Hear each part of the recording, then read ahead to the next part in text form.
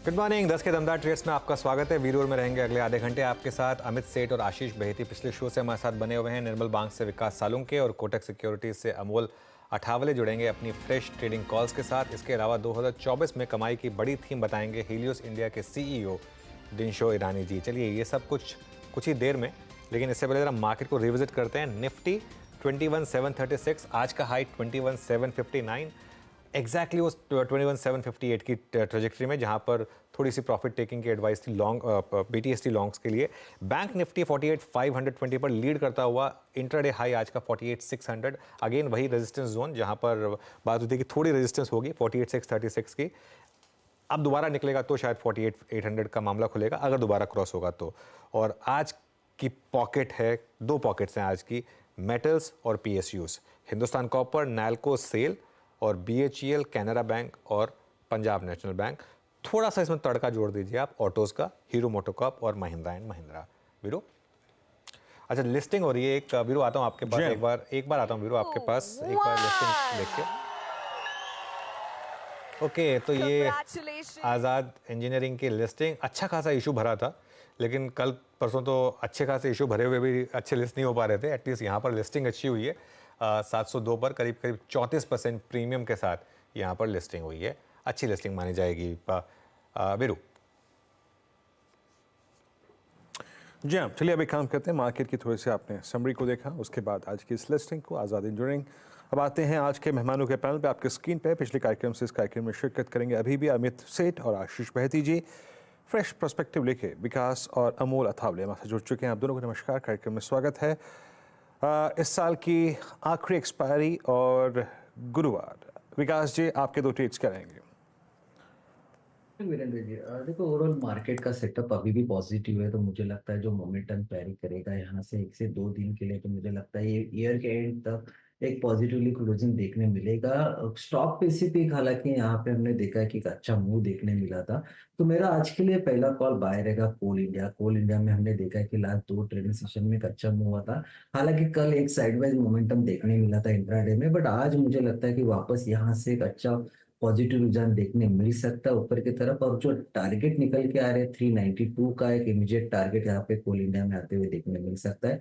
नीचे में 358 का एक स्टॉप लॉस यहाँ पे रिकमेंड करूंगा, और ये कॉल 1 से 2 दिन के पॉइंट ऑफ व्यू से भी बाय करके लेके जा सकते हैं। दूसरा रहेगा कोटक बैंक। कोटक बैंक में हमने देखा है कि लास्ट कुछ दिनों में एक अच्छा मोमेंटम है, और मुझे अभी भी लगता है कि कोटक बैंक एक स्ट्रॉन्ग यहाँ पे बैंक निकल के आएगा आगे के कुछ दिनों में भी। तो ऊपर में जो टारगेट निकल के आ रहा है 1970-1980 के आसपास के टारगेट, 1980 के आसपास के टारगेट यहाँ पे कोटक महिंद्रा बैंक में देखने मिल सकते हैं। नीचे में जो स्टॉप लॉस निकल के आ रहा है वो 1870 1880 के आसपास का है। तो जो कल हमने देखा कि वहां से एक पुल बैक रैली यहाँ पे कोटक महिंद्रा बैंक में देखने मिली है, तो सेकंड मेरा बाय कॉल रहेगा कोटक, जो 1980 के टारगेट के लिए यहाँ पे बाय करके जाना है। ओके, चलिए ये इस समय हो गई कॉल विकास जी की। सचिन जी, आपकी फ्रेश कॉल्स क्या रहेंगे इस समय की? अनुज जी, एक तो कंटेनर कॉप जो मैंने डिस्कस किया, मुझे लग रहा है वहां पर अच्छी रिन्यूड स्ट्रेंथ है। तो पहला कॉल तो वही होगा। लगभग 856 और 880 के जो टारगेट्स हमने दिए हैं वो इंटैक्ट है।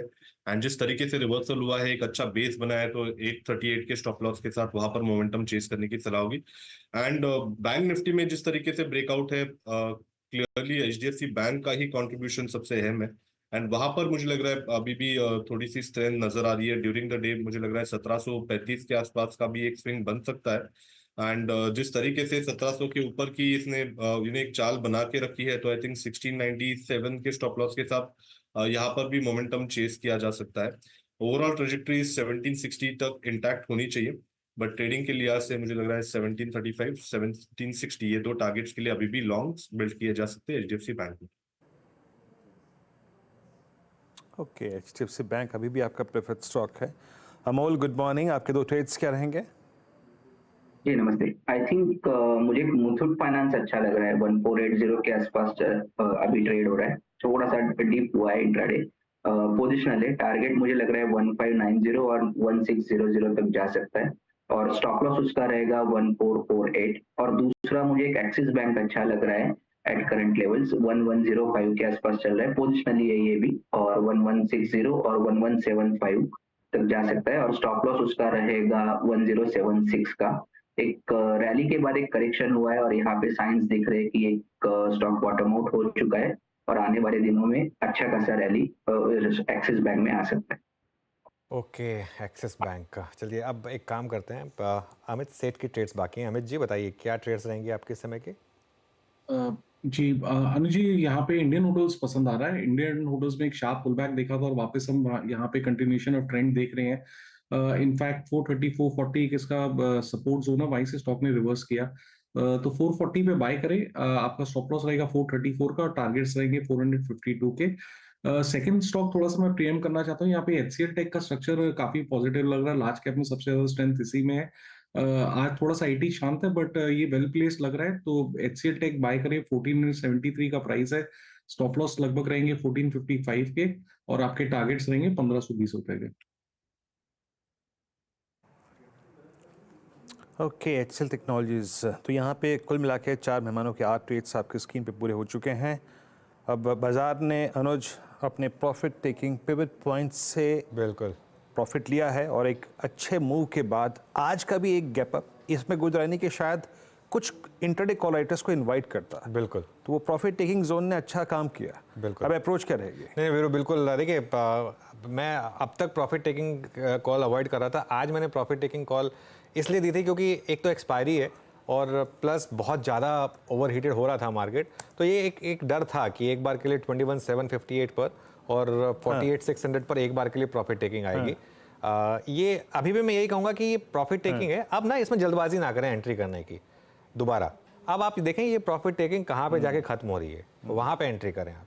जहाँ पर भी एंट्री हो, जहाँ पर भी एक उसके बाद एक बड़ा ग्रीन बार बन जाए ना, उसके बाद एंट्री करें, क्योंकि फिर आपको एक वेल डिफाइंड स्टॉप लॉस मिल जाएगा। अभी प्रॉब्लम क्या है, अभी अगर आप इस डिक्लाइन में लेने की कोशिश करेंगे आपका स्टॉप लॉस वेल डिफाइंड नहीं होगा। डिक्लाइन खत्म हो जाने दीजिए, उसके बाद एक ग्रीन बार बन जाने दीजिए, वो आपको एक वेल डिफाइंड एंट्री और स्टॉप लॉस दे देगा फिर। बिल्कुल। तो अभी री एंट्री की जिम्मेदारी, मतलब बहुत जल्दबाजी मत कीजिएगा। एक डिसेंट आई थिंक रिट्रेसमेंट होने दीजिए और अमूमन एक्सपायरी डे में ये टर्बुलेंस जो होती है वो आती है और वो आ रही है। Same is the case with Nifty bank. आपकी स्क्रीन पे आएगा इट्स 48,400, 117 अंक ही अब ऊपर रह चुका है। मीनवाइल कुछ ट्रेड्स लोअर लेवल से पिक कर रहे हैं, उसको एक बार थोड़ा सा मैं यहाँ पर फोकस कर लेता हूँ। कुछ देर में दिनशॉ जी के साथ चलेंगे, बात करेंगे, लेकिन एक बार सचिन जरा यूबीएल देखिएगा। 1724 डे हाई की डिजिट। अच्छा, अभी सचिन जी से हमारा संपर्क टूट गया। विकास, आप अगर यूबीएल पे टेक दे पाएँ, डे हाई पर ट्रेड करता हुआ 1719। जी, अगर ईपीएल की बात करूँ तो अगर डेली चार्ट भी यहाँ पे स्ट्रांग है, अभी भी मुझे लगता है पोटेंशियल देखने मिल सकता है। ऊपर में जो रेंज यहाँ पे देखने मिलेगी, जो ऊपर में आ रहा है 1770 के आसपास की, 1760 के आसपास की, जो अभी इंट्राडे में एक अच्छा टिक यहाँ पे देखने मिला था। तो यहाँ पे एक पॉजिटिव रीजन इस काउंटर में देखने मिल सकता है। नीचे में 1690 इमीडिएट सपोर्ट यहाँ पे देखने मिलेगा, तो 1690 से स्टॉप लॉस में इसमें बाइंग बना सकते हो। ऊपर में जो टारगेट निकल के आएगा इंट्राडे बेस पे वो 1770 और 1780 के आसपास का लेवल ऊपर में देखने मिल सकता है। तो पॉजिटिव रीजन इंट्राडे में मुझे लगता है यहाँ पे आ सकता है। ओके, चलिए अब एक काम करते हैं, एक दो स्टॉक्स पे बात कर लेते हैं कि यहाँ पर अब आपको क्या करना है, जहाँ पर थोड़े से अच्छे मूव्स बन रहे हैं। आज फार्मा में वीकनेस है, लेकिन अमित सेठ जी एक बार आप सन फार्मा का चार्ट देखिए। इसको मैं इसलिए पिक कर रहा हूँ क्योंकि यहाँ पर एक तो रोलओवर अच्छा है और एक फार्मा की वीकनेस में ये स्टॉक डे हाई पर। कोई व्यू इस पर? जी अनुज जी, यहाँ भी स्ट्रक्चर बेहतरीन है। यहाँ पे इनफैक्ट एक बॉलिंजर बैंड स्क्वीज हम देख रहे हैं। 1265 के ऊपर निकलता है तो एक फास्ट मूव बन सकता है। स्टॉक ने रिसेंटली पुल बैक लिया 10 और 20 डेमा पे, स्ट्रॉन्ग स्ट्रक्चर है, वहां से फिर हम एक अपटेक देख रहे हैं। तो किसी को पोजीशन बनानी है तो बनाई जा सकती है with stop loss of 1240 and targets of 1300। और दूसरा स्टॉक जो मेरे रेडार पर आ रहा है वो है महिंद्रा एंड महिंद्रा। एक बार उसका चार्ट देखते हैं इंट्राडे पर। यहाँ पर एक अच्छा मोमेंटम इस समय, देखिए ये स्टॉक डे हाई पर अब इस समय क्या शानदार मूव्स रहे हैं महिंद्रा एंड महिंद्रा में। विकास जी, इस पर कोई व्यू? और जी, महिंद्रा महिंद्रा अभी भी पॉजिटिव है। यहाँ पे हमने देखा है कि लास्ट 3 ट्रेडिंग सेशन में जो अप ट्रेंड यहाँ पे देखने मिला है ये पूरे वीक में, तो ये रुझान मुझे लगता है पॉजिटिव देखने मिलेगा। ऊपर में मुझे लगता है वापस 1740 1750 की रेंज जो है, जो रिसेंटली हाई बनाए थे, उसके आसपास वापस एक पॉजिटिव रुझान देखने मिल सकता है। नीचे में जो सपोर्ट यहाँ पे इंट्राडे में देखने मिलेगा वो 1695 के आसपास जो आज के मॉर्निंग में जहाँ पे खुला था, तो वहां से एक अच्छा मूव यहाँ पे कैरी करते हुए देखने मिलेगा। तो 1740 1750 के आसपास के टारगेट यहाँ पे इंटैक्ट। ओके M&M 1710 अभी ओपनिंग में ही, मतलब पहला सौदा में हमने ट्रेड पिक किया था, प्रकाश जी के सौजन्य से ट्रेड पिक भी किया था, डी हाई पे आके ट्रेड करता हुआ। एक दो स्टॉक्स और मार्क कर लेते हैं इससे पहले कि हम थोड़ा लॉन्गर टर्म पर्सपेक्टिव से और आउटलुक 24 पे बातचीत करें। एक बार लगाइएगा कोल इंडिया, अमित जी कोल इंडिया, आई मीन थोड़ा सा रेस्ट लिया है इसने इस हफ्ते भी with positive bias. Last week इसमें काफ़ी बड़ा मूव था, वो एक बड़ी लास्ट मेरे ख्याल से मंडे ट्यूसडे की कैंडल भी थी। अभी 360 765 बैटर साहब रोल ओवर के फिगर्स रखिएगा, अच्छे सेट्स हैं इसमें। आपका व्यू कोल इंडिया पे क्या है इस वक्त? जी एक स्ट्रॉन्ग अप ट्रेंड में है और इम्पोर्टेंट चीज है कि हम काफी महीनों से इनफैक्ट देख रहे हैं कि जब जब ये स्टॉक 10 और 20 डेमा पे पुल बैक करता है वहां से हम वापस अपटिक देखते हैं। सेम चीज हमने रिसेंटली देखा लगभग 350-55 के लेवल पे। स्ट्रक्चर अभी भी पॉजिटिव है, अगर किसी की पोजीशन है तो 368 का लेवल है, बने रहे। स्टॉप लॉस रखें लगभग 362 का, और यहाँ पे 375 से लेकर 380 के टारगेट्स अनफोल्ड हो सकते हैं। और मोमेंटम में चल रहा एक स्टॉक आज थोड़ा सा बैकफुट पे है, वहाँ पे मैं एक रीजनेबल स्टॉप लॉस लेना चाहूँगा, आई थिंक वो ज़रूरी है। वोल्टास पिछले 4-5 सेशन में हमें राइट किया था, आई थिंक फ्रॉम 20 दिसंबर से हम राइट कर रहे थे, आज हल्का सा बैकफुट पे आया है।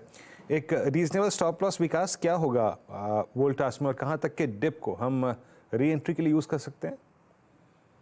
सुरेंद्र जी देखो, लास्ट वीक में हमने यही शो पे वोल्टास को हमने रिकमेंड किया हुआ था अराउंड 870 के अबाव। तो वहां से एक अच्छा मूव यहाँ पे कंसीडर होते हुए देखने मिला, हालांकि अभी ओवरबॉट जोन में ये काउंटर ट्रेड करते हुए देखने मिल रहा है। तो मुझे लगता है थोड़ा बहुत प्रॉफिट बुकिंग यहाँ पे देखने मिलता है, एक रिट्रेसमेंट यहाँ पे आ सकता है नीचे की तरफ। अभी जो इमीडिएट सपोर्ट यहाँ पे देखने मिलेगा 968 के आसपास का एक इमीडिएट सपोर्ट यहाँ पे देखने मिलेगा। जब तक इस सपोर्ट के ऊपर ट्रेड कर रहा है तब तक इसमें पोजीशन फिलहाल तो होल्ड करनी चाहिए, लेकिन अगर ये 968 के नीचे अगर फिसलता है तो वहां से थोड़ा सा रिट्रेसमेंट यहाँ पे देखने मिलेगा, जो नीचे की तरफ 950 940 तक आ सकता है। तो overall longer term positive view यहाँ पे देखने मिलेगा, बट शॉर्ट टर्म में एक बार एक रिट्रेसमेंट आ सकता है। बट अभी भी जिनके पास पोजीशन है तो 968 के आसपास का एक स्टॉप लॉस लगा के चलिए, अगर उसके नीचे आता है तो 940 950 तक के नीचे आ सकता है। ओके चलिए फिर अब एक काम करते हैं, अब एक छोटा सा ब्रेक ले लेते हैं। और ट्रेडिंग की बात काफ़ी कर ली हमने, लेकिन 2024 का आउटलुक क्या रहने वाला है, इस सीरीज़ को कंटिन्यू करेंगे हीलियोस इंडिया के सीईओ दिनशो ईरानी से बात करेंगे।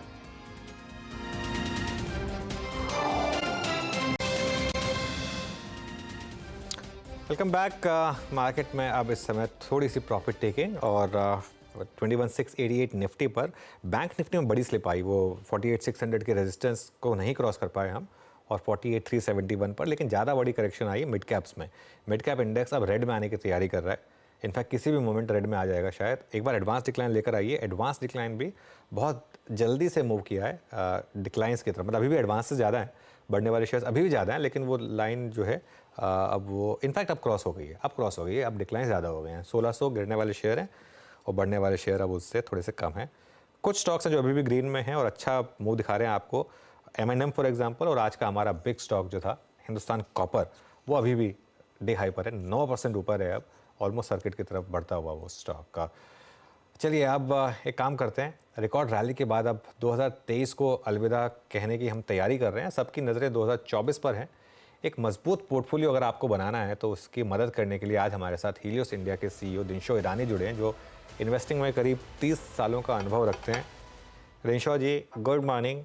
अच्छा एक चीज़ बता दूं, मैं हीलियोस ने अपना म्यूचुअल फंड लॉन्च किया, और मैं पहले ही डिस्क्लेमर दे दूं कि मैंने भी इन्वेस्ट किया उस म्यूचुअल फंड में। दिनशो जी गुड मॉर्निंग, और आपके ऊपर रिस्पॉन्सिबिलिटी है क्योंकि अब आप म्यूचुअल फंड भी चला रहे हैं और बहुत लोगों ने इन्वेस्ट किया है। तो बताइए 2024 के लिए सबसे पहले तो आपको इस साल की शुभकामनाएं, बताइए कैसा रहेगा 2024? अनुज जी धन्यवाद आपके शो पर आमंत्रित करने के लिए और आपके इन्वेस्टमेंट के लिए भी। आपको और आपकी टीम को भी शुभकामनाएं नए साल की। तो अनुज जी एक्चुअली 2024 ये सांता क्लॉज रैली जो चालू है अभी आज की तारीख पे, वो हमें लग रहा है कि 2024 में भी चलती रहेगी, क्योंकि काफी चीजें बदल गई। मतलब इंडिया के लिए जो तारे हैं वो काफी अच्छे लग रहे हैं। एक तो बड़ा ड्रॉबैक था अपना यूएस के इंटरेस्ट रेट्स का, लेकिन वहां पे भी जैसे फेड ने आके बोल दिया कि वो 3 कट देखने वाले हैं going to next year, so obviously थोड़ी डविश बातें करनी चालू कर दी है, तो उनको भी दिख रहा है कि सॉफ्टनिंग हो रही है वहां पे, इसलिए थोड़ा सॉफ्ट लैंडिंग के लिए उनको करना चाहिए। वो एक बहुत बड़ा ओवरहैंग था। इनफैक्ट अक्टूबर में अगर जो आप देखते हैं तो 5% टच कर गया था 10 ईयर पेपर, और वो ऑलरेडी 3.8 हो गया है अभी आज की तारीख में, तो काफी जोरों से गिरा है। 120 बेसिस पॉइंट का करेक्शन आया वहां पे, which is a very healthy sign के लॉन्ग टर्म के लिए people are looking at softening of rates, और इसलिए ग्लोबली भी अच्छा हो सकता है। दूसरा जो एक मैं कहूंगा कि जैसे इंडिया के, जैसे मैंने बोला, तारे अच्छे हैं। चाइना जो प्रॉब्लम में आ गया, और एक्चुअली दुनिया बहुत जो इन्वेस्टमेंट पब्लिक है वो काफी खफा है चाइना से आज की तारीख में, इसलिए वहां पे भी आपने देखा होगा कि जो MSCI एशिया EM का जो वेट है, इमर्जिंग एशिया का वेट है, वहां पे चाइना पहली बारी जिंदगी में 30% से नीचे आया उनका वेट, मतलब 30 के नीचे हो गया उनका वेट, जो कि ऑलरेडी 36-37 हुआ करता था, इट्स गॉन बिलो 30। और इंडिया जो हमेशा चौथे नंबर पे रहता था काफी टाइम से, वो अभी दूसरे नंबर पे आ गया है, उनका 17% वेट। तो हमें तो ये लग रहा है कि ये 17% जो वेट है वो काफी बढ़ता ही रहेगा given the softness in the region. तो इसलिए फ्लोज के हिसाब से आई डोंट, मतलब हमें ये नहीं लगता कि 2024 में फ्लोज कम हो सकते हैं इंडिया के लिए। इनफैक्ट जो ये $20 बिलियन देखे शायद वही कंटिन्यू रहे आपको, which is a very healthy sign. So एक तो वो हो गया, और दूसरा जो एक मेजर ओवरहैंग था हमारे मार्केट के लिए वो ये था कि जो सेंट्रल इलेक्शंस आने वाले थे, पर स्टेट इलेक्शंस इतने डिसाइसिव हुए हैं कि ऐसे लग रहा है कि सेंट्रल में भी कंटिन्यूटी रहेगी, तो इसलिए वो भी एक ओवरहैंग निकल गया है। तो वो दो चीजें हो गई हैं, लेकिन बारह ये सब बोलने के बावजूद मुझे एक केवियट देना आपको कि जिस हिसाब से हमारे मिड कैप स्मॉल कैप चले हैं, वो थोड़ा लगता है कि वहां पे थोड़ी नमी आनी चाहिए, क्योंकि 30-30% आउट परफॉर्मेंस लार्ज कैप को ओवर 2 इयर्स 3 इयर्स सस्टेनेबल नहीं होता है, तो इसलिए वो एक केवियट है। अदरवाइज तो बाकी सब ठीक ही लग रहा है। ओके, ठीक ही लग रहा है। तो आपका लार्ज कैप की तरफ रुझान क्लियरली विजिबल है। क्या बड़ी थीम्स रहेंगी 2024 के लिए लार्ज कैप्स जी, में? हमारी एक्चुअली फाइनेंशियल्स तो बिल्कुल ही हमें लग रहा है कि वो थीम तो एक थीम है जो आप कभी इग्नोर ही नहीं कर सकते। इनफैक्ट हमारे पोर्टफोलियो में भी काफी ओवरवेट है फाइनेंशियल्स विज़ावी हमारा जो बेंचमार्क है उसके चलते।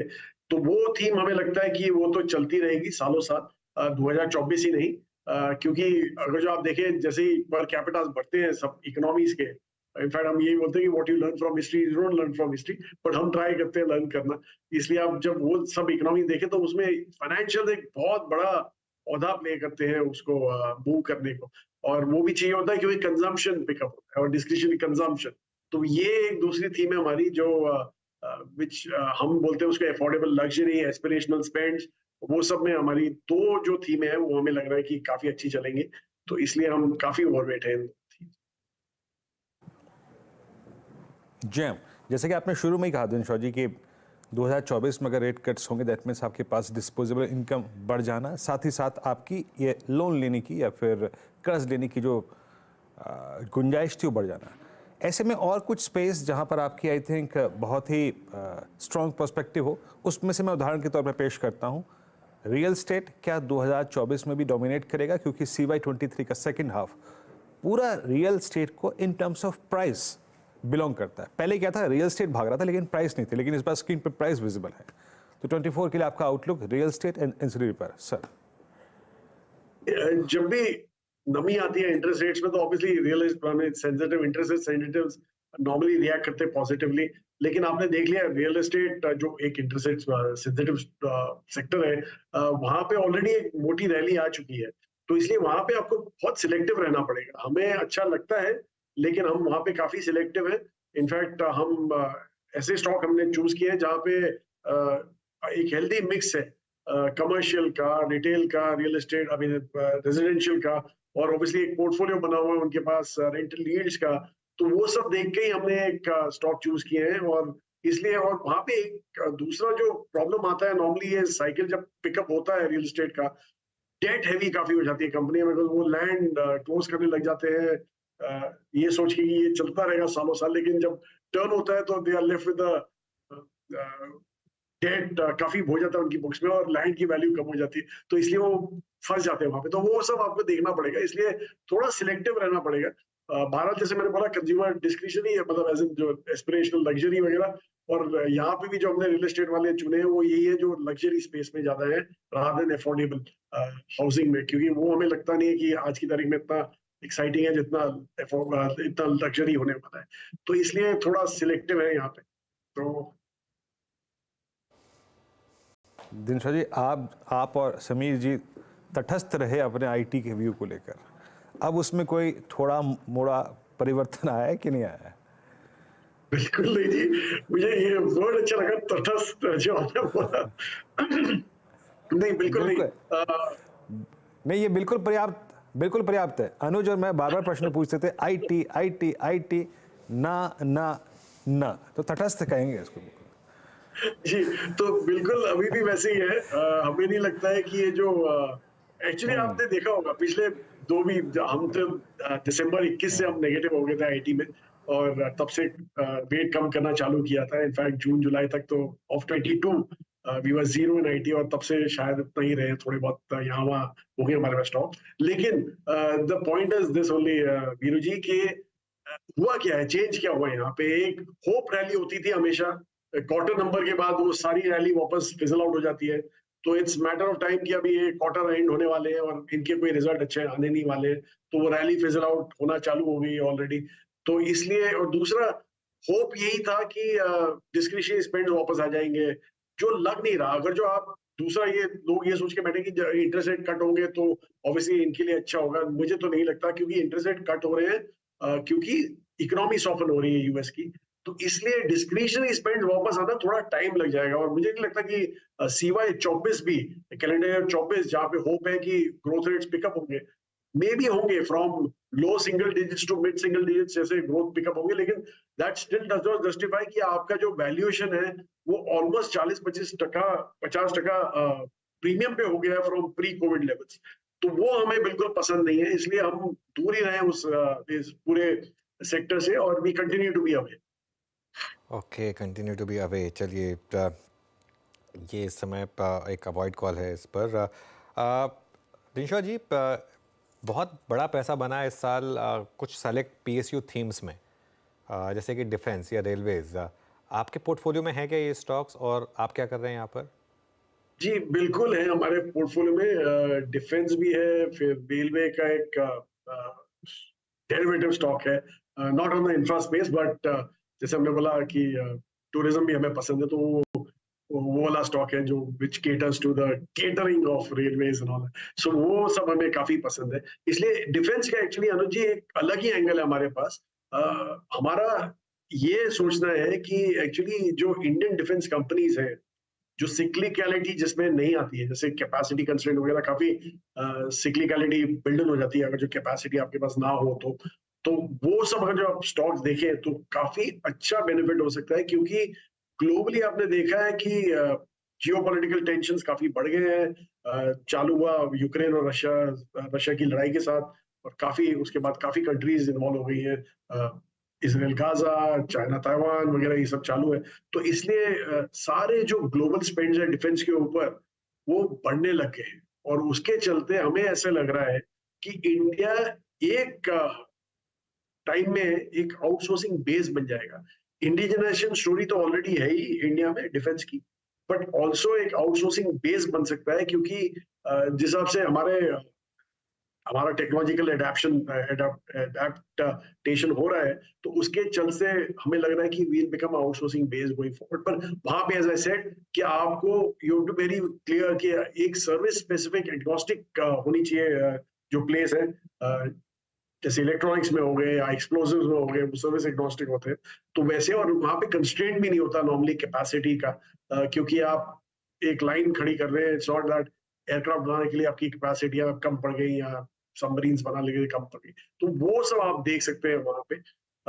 सो आई थिंक ये, और जैसे मैंने बोला कि रेलवे का तो मोस्टली हमें लग रहा है कि नॉर्मली एक टूरिज्म प्ले आपको देखना चाहिए, क्योंकि टूरिज्म जैसे ही डिस्क्रिशनरी स्पेंड बढ़ जाते हैं, डोमेस्टिक टूरिज्म भी पिकअप होता है काफी हद तक, और वही हो रहा है आज की तारीख में इंडिया में। अगर जो आप छोटियों सिटियों में जाएं तो वहां पे तो ऑब्वियसली आप देख रहे हैं कि क्या स्पेंड्स हो रहे हैं।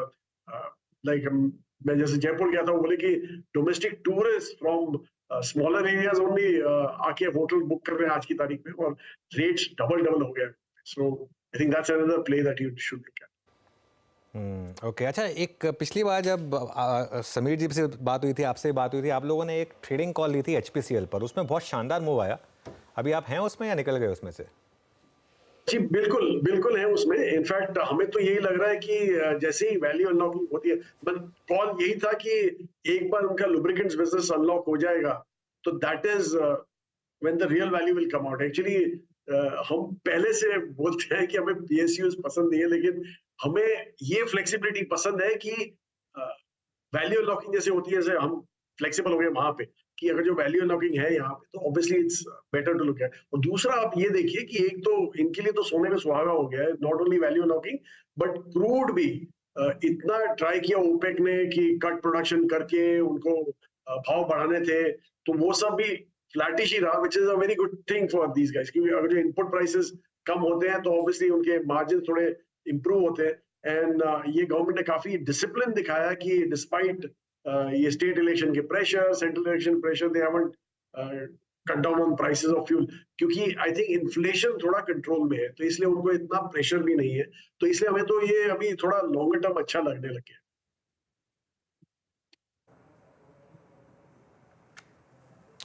ओके, डिफेंस से बातचीत हो गई। अच्छा, एक स्पेस और जिसमें मैं आपकी राय थोड़ी जानना चाहूँगा। अभी तक मूव तो इसमें बहुत अच्छे खासे आए, आई मीन ऑटो में, और बीच में थोड़े बहुत डिप्स आए दिनशॉ जी, लेकिन कोई सीरियस अनवाइंडिंग अब तक नहीं हुई, और कुछ स्टॉक्स अभी भी मतलब मेरे आपसे बातचीत करते करते ऑल टाइम हाई पे हैं। Like for instance M&M, Eicher को देखिए आप। अभी आप लोग 24 के लिए ऑटो में भी, और बजाज ऑटो और हीरो मोटर कॉर्प तो कहीं क्या पिछले 3 महीने इनको बिलोंग करते हैं। कोई स्पेसिफिक चंक ऑटो में ही, मतलब 4 wheeler, commercial vehicle, passenger vehicle, battery, tyre 24 के लिए? जी, हमें एक्चुअली कमर्शियल व्हीकल स्पेस अच्छी लगती है इनमें, क्योंकि वहां पे हमें नहीं लगता कि ईवी इतना प्रभावित रहेगा वो सेक्टर ईवी से, इसलिए हमें वो स्पेस ज्यादा पसंद है देन अदर स्पेसेस। एक्चुअली जो आपने बोला 2 व्हीलर स्पेस या पैसेंजर व्हीकल स्पेस, वहां पे काफी 2 व्हीलर में तो आपने देख लिया था, पिछले 3 महीने ठीक रहे, क्योंकि अभी फेस्टिव सीजन चालू हो गया है, थोड़ा शादी का सीजन भी चालू हो गया है, तो वो सब के चलते 2 wheeler is looking good. But हमें लग रहा है कि ये मोर समवेयर पीक आउट होने वाला है ये सेक्टर, इसलिए हमें ज्यादा पसंद नहीं है यहाँ पे। पीवी में भी आपने देखा एंट्री लेवल व्हीकल में, and in fact in certain SUVs also discounts काफी हद तक बढ़ गए हैं। और ये आप सोचिए कि ये फेस्टिव सीजन है, उसके बावजूद डिस्काउंट बढ़ा दिए हैं, मींस ऑफटेक थोड़ा नम हो रहा है यहाँ पे, तो इसलिए हमें लग रहा है कि वहां पे भी हमें ज्यादा कंफर्ट नहीं आ रहा। पर सीवी में इसलिए कंफर्ट है कि एक तो वो डेरिवेटिव है इंडिया का ग्रोथ का। अगर जो आपका ट्रेड ग्रो होता है या डोमेस्टिक का कमर्स ग्रोथ है तो उस समय तो उसमें तो सीवी की जरूरत रहती है। बहरहाल सीवी प्योर प्लेयर जो है वो एक ही है, लेकिन हमें काफी एक्सपेंसिव लगते हैं, इसलिए हम सीवी को प्ले कर रहे हैं वाया लेंडर्स के थ्रू। इसलिए हमारे पास एनबीएफसीज हैं जो सीवी में है, एक बैंक है जो सीवी हैवी बैंक है, तो वो सब हम we are going through that as compared to direct CVs. Alright, Dinshaw ji बहुत बहुत शुक्रिया आज हमारे साथ जुड़ने के लिए और हमसे बात करने के लिए। ऑल द बेस्ट आपको 2024 के लिए। Thank you. चलिए फिर ये शो में थोड़ा सा हम ओवररन कर गए हैं। नीरज जी आ गए स्टूडियो में, नीरज जी को सौंप देते हैं बागडोर। नीरज जी गुड मॉर्निंग, थोड़ी सी profit taking high level. Good morning Anuj. Appetite देखिए आप, हडको आज भी 17% ऊपर, कल भी चला था, खबर आने के बाद गुजरात वाली। तो जहाँ जो मौका मिल जाए आदमी को ले रहा है, वो ज़बरदस्त मोमेंटम है। खैर अभी भी मार्केट में अच्छी तेज़ी बनी है और दिन के दौरान भी हमें उम्मीद है कि बढ़िया बाइंग देखने को मिलेगी।